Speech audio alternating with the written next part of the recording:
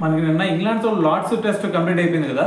అయితే ఈ టెస్ట్లో కనుక మనం ఒకసారి చూస్తే రవీంద్ర జడేజా ఒంటరి పోరాటం చేసినా సరే మన వాళ్ళు ఓడిపోయారు. అయితే అది పక్కన పెట్టేస్తే మనకి దీంట్లో రవీంద్ర జడేజా ఫస్ట్ ఇన్నింగ్స్లో హాఫ్ సెంచరీ కొట్టాడు, సెకండ్ ఇన్నింగ్స్లో కూడా హాఫ్ సెంచరీ కొట్టాడు కదా. అయితే మరి దీంతో అతను కొన్ని రికార్డులు కూడా బ్రేక్ చేసి పక్కన పెట్టాడు. మరి ఆ రికార్డులు ఏంది భయ అంటే, సో దాని గురించి చెప్తున్నా, జాగ్రత్తగా విను. మనకి నెంబర్ 6 అంతకంటే తక్కువ పొజిషన్లో వచ్చి చైనా కంట్రీస్ మీద వరుసగా 2 ఇన్నింగ్స్లో హాఫ్ సెంచరీ చేసిన బ్యాట్స్మెన్ ఎవరైనా ఉన్నారా అంటే అంతకుముందు మనకి పటోడి మాత్రం కనిపించాడు. అయితే ఇప్పుడు వచ్చేసరికి రవీంద్ర జడేజా మరి లార్డ్స్ వేదికగా 2 ఇన్నింగ్స్లో కూడా హాఫ్ సెంచరీ చేశాడు కాబట్టి మరి పటోడి రికార్డ్ని బ్రేక్ చేసి మరి అతని పేరైతే లిఖించుకోవడం జరిగింది.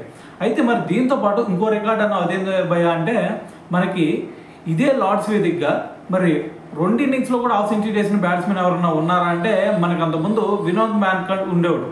సో అయితే అతను 2 ఇన్నింగ్స్లో హాఫ్ సెంచరీ చేస్తే ఆ రికార్డ్ని ఎవరు కూడా ఇప్పటివరకు బ్రేక్ చేయలేకపోయారు.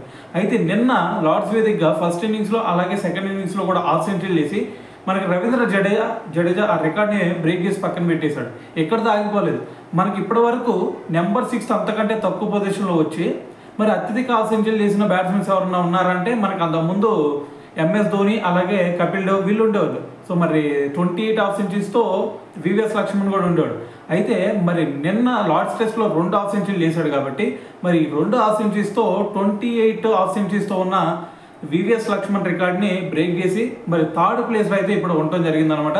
సో మరి జడేజా కంటే ముందు చూసుకుంటే MS ధోని అలాగే కపిల్ దేవ్ ఉన్నారు.